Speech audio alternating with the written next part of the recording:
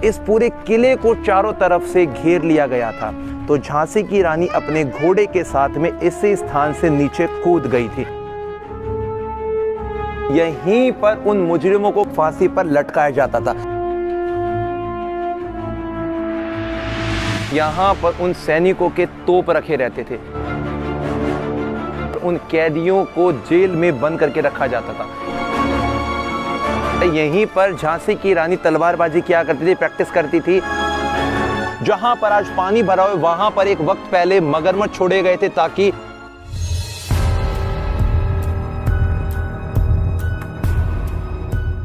घूमते घूमते हम उस स्थान पर आ गए जहां पर राजा गंगाधर राव के द्वारा उन कैदियों को या उस समय अत्याचार करने वाले व्यक्तियों को फांसी पर लटकाया जाता था। यहां पर आप ये जो पूरे का पूरा स्थान देख रहे हैं, यहीं पर उन मुजरिमों को फांसी पर लटकाया जाता था और ये उस समय की न्याय की एक प्रणाली में शामिल हुआ करता था। लेकिन इसके पीछे एक कहानी जुड़ी हुई है यहाँ रानी लक्ष्मीबाई की।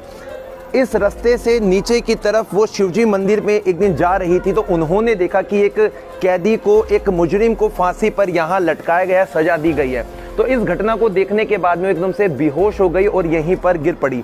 उसके बाद से जब महाराजा ने उनसे पूछा तो रानी लक्ष्मीबाई ने उन्हें कहा कि आज के बाद किसी भी कैदी को फांसी की सजा ना दी जाए। तब से उन्होंने उन कैदियों को जेल में, कारावास में बंद करने का निर्णय ले लिया था और फांसी का जो ये वाला कार्यक्रम था ये समाप्त कर दिया गया था। अभी जो हम यहाँ पर पूरा बाग वाला हिस्सा देख रहे हैं, इसे अमूद बाग कहा जाता है। यहीं पर झांसी की रानी तलवारबाजी किया करती थी, प्रैक्टिस करती थी और उनकी जो सहेलियाँ हुआ करती थी, जो उनकी दासियाँ हुआ करती थी, वो सभी इसी वाले क्षेत्र में प्रैक्टिस करते थे। और अब हम जाएंगे आगे वाले हिस्से में। इतिहास के उन लम्हों को आज हम जान लेते हैं जिस समय अंग्रेजी हुकूमत छल कपट के साथ में रानी की इस किले को अपने अधीन लेना चाहती थी, क्योंकि जब उन्हें मालूम पड़ा कि राजा गंगाधर राव की पहली पत्नी की मृत्यु हो चुकी है और अब उन्हें कोई भी संतान नहीं है, तो उन्होंने एक विचार बनाया, क्यों ना राजा के सामने ऐसा प्रस्ताव रखते हैं कि यदि उन्हें कोई संतान नहीं होती है तो उनकी मृत्यु के बाद में इस झांसी के किले को अपने अधीन में ले लिया जाएगा। इस बात पर काफी विचार करने के बाद में 1842 का वो वक्त, जिस समय मणिकर्णिका यानी कि जिन्हें आज हम झांसी की रानी के नाम से जानते हैं, उनकी शादी हुई महाराजा गंगाधर राव के साथ में और 1851 के वक्त उन्होंने एक सुंदर बच्चे को जन्म दिया, दामोदर राव। लेकिन ये खुशी ज़्यादा लंबे समय की नहीं थी। केवल 3 महीने के बाद में वो बच्चा अचानक से मृत्यु को सुधार गया और उसके बाद में बात शुरू होती है सत्ता में फेरपलट की।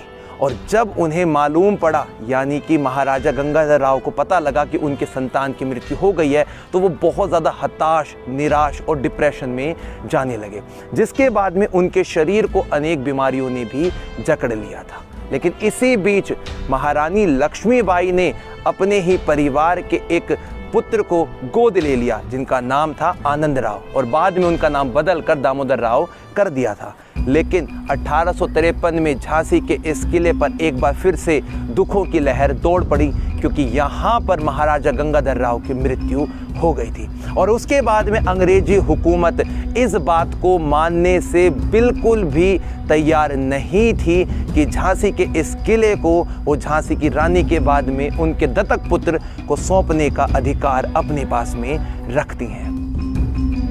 और अब मैं आपको इस नीचे वाले रास्ते से वो शिवजी मंदिर भी दिखाता हूँ, जहाँ पर रानी लक्ष्मीबाई प्रतिदिन पूजा अर्चना के लिए आया करती थी। आइए मेरे साथ आप सामने का पूरा नज़ारा देखिए। कुछ जो इसका हिस्सा है वो अभी रिपेयरिंग में चल रहा है, इसको दोबारा से ठीक करने की जो मुहिम है वो शुरू की जा चुकी है।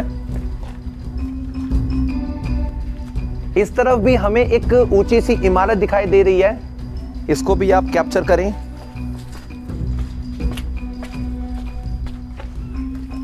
दोस्तों सामने की तरफ जो मंदिर आपको दिखाई दे रहा है, ये उसी वक्त का है जिस समय इस पूरे किले को यहाँ पर बनवाया गया था।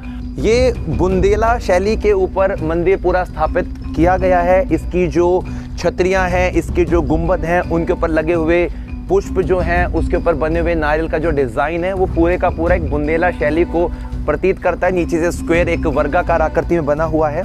और इस किले के अंदर रानी लक्ष्मीबाई आती थी पूजा करने के लिए। इसका नज़ारा आज ऐसा मालूम पड़ता है और किले का जो बाहरी हिस्सा है यहाँ से देख सकते हैं किस प्रकार से हमें दिखाई दे रहा है। इस पहाड़ी के ऊपर बनाया गया है। अभी नीचे मैं आपको उस समय के जो कुएं वगैरह थे वो भी दिखाता हूँ, उसके लिए नीचे चलना पड़ेगा। आ जाइए आप। और पहले ऐसा हुआ करता था कि जो किले का एक कॉर्नर पॉइंट होता था जो ज़मीनी स्तर से बिल्कुल जुड़ा रहता था, वहीं पर कुएं वगैरह खोदे जाते थे। तो आज हम अपनी इस वीडियो के अंदर वो कुआं भी आपको दिखाने वाले हैं। आ जाइए आप। ये देख सकते हैं एक रैंप सा बनाया गया है। और अनिकेत भाई थोड़ा इसके बारे में बताओ, क्या है ये? यहाँ पर एक रानी की पूरी जल व्यवस्था के लिए यहाँ पर कुएं का निर्माण किया गया था, जिसका संचार पूरे किले में जितना पानी का वितरण होता था वो इसी के माध्यम से किया जाता था। और इतने वर्षों के बाद भी आप देखिए ये कितने मजबूती के साथ खड़ा है। ये कुआं है, यहीं से पूरे जल वितरण का काम होता है। एक बार देखिए, इसको भी देखते हैं। यहाँ पे आ जाइए। देखिए आज के समय में तो खैर इसको बंद करके रखा गया ताकि कोई दुर्घटना ना हो और सुरक्षा उद्देश्य को ध्यान में रखते हुए उसको बंद किया गया है। काफी गहरा कुआं होगा ये।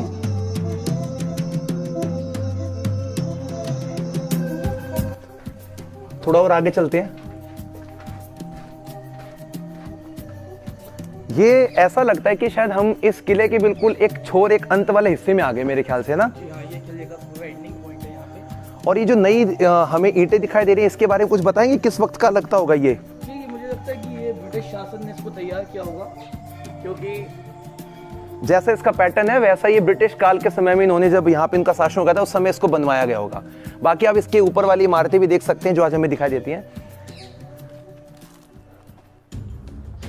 और ऐसा बताते कि जिस समय जो ओरछा के महाराजा थे वीर सिंह जुदेव, उन्होंने 52 इमारतों की जो आधारशिला रखी थी, उन्हीं के साथ में 52 कुएं बावड़ियां बनवाने का भी उन्होंने निर्णय लिया था।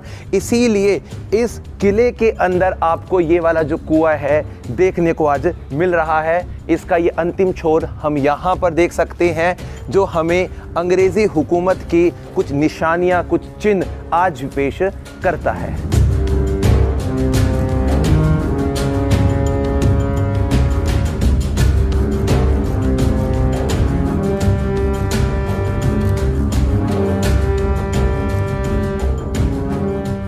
अब हम कुछ कदमों के साथ में उस हिस्से में पहुंच गए हैं जहां पर उन कैदियों को जेल में बंद करके रखा जाता था।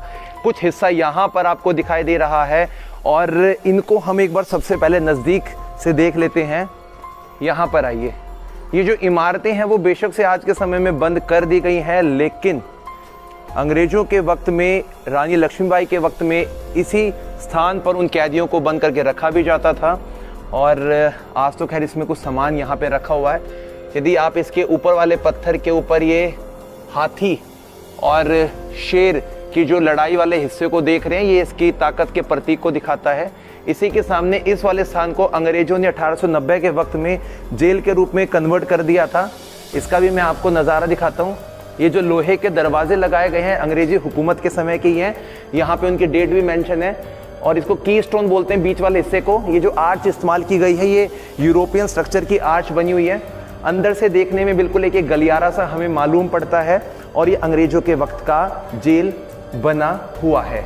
अभी आप मेरे पीछे जो सामने की तरफ में ये 4 बड़े बड़े बुर्ज के इनसाइड वाले पोर्शन को देख रहे हैं, यहाँ पर उन सैनिकों के तोप रखे रहते थे, जिसकी बदौलत वो किले के बाहरी हिस्से में होने वाले आक्रमण से हमेशा तैयार रहते थे। और इसके अंदर का जो हिस्सा है वो आज भी आप देख सकते हैं। ऊपर की जो दीवार है वो इतनी चौड़ी है कि आराम से 5 से 8 घोड़े भी एक बारी में चल सकते हैं। यानी कि अगर सैनिकों की बात की जाए तो एक कतार में 15 या 20 सैनिक इसमें चलने के कैपेबल होते थे। अब मैं आपको उनके सैनिकों के गन पॉइंट दिखाना चाहता हूं। यहाँ पर आप जो इस प्रकार के होल देख रहे हैं दोस्तों, यहाँ से वो अपनी गन और तीर धनुष तैयार रखते थे ताकि कोई भी हमला होने पर वो उन पे अटैक कर सके। लेकिन अंग्रेजों ने अपने समय में इन चीज़ों के साथ में लोहे को भी मिश्रित कर दिया था। ये आप पॉइंट जो देख रहे हैं इस प्रकार से बंद होता है ये, और यहाँ पर उनकी जो लोहे की गन मशीन थी वो रखी रहती थी, जिसकी मदद से पूरे किले की सेफ्टी भी करते थे वो। और उनके पास में एक ताकत का जो एक नया मोड़ था जिसकी मदद से उन्होंने बड़ी बड़ी इमारतों पर अपना कब्जा किया। गन, एडवांस गन जो लेकर आए थे वो यहाँ से तैनात रखा करते थे। अब हम इस किले के सबसे ऊपरी भाग में पहुंच चुके हैं जिसे कहते हैं सिग्नल पोस्ट, यानी कि इस किले की सबसे ऊंचाई वाला हिस्सा। जब कभी भी कोई भी सूचना इन्हें आसपास के क्षेत्र में देनी होती थी तो सैनिक यहाँ पर तैनात होते थे और अलग अलग लाइटिंग का या झंडे का इस्तेमाल किया करते थे ताकि आसपास की जो भी इनके कनेक्टेड पोर्शन होते थे वहाँ पर इनकी सूचना पहुँच सके। और आज वर्तमान समय में पीछे की तरफ आपको लहराता हुआ जो तिरंगा झंडा दिखाई दे रहा है, इसका शिलान्यास हमारे भारत के प्रधानमंत्री मोदी ने किया था।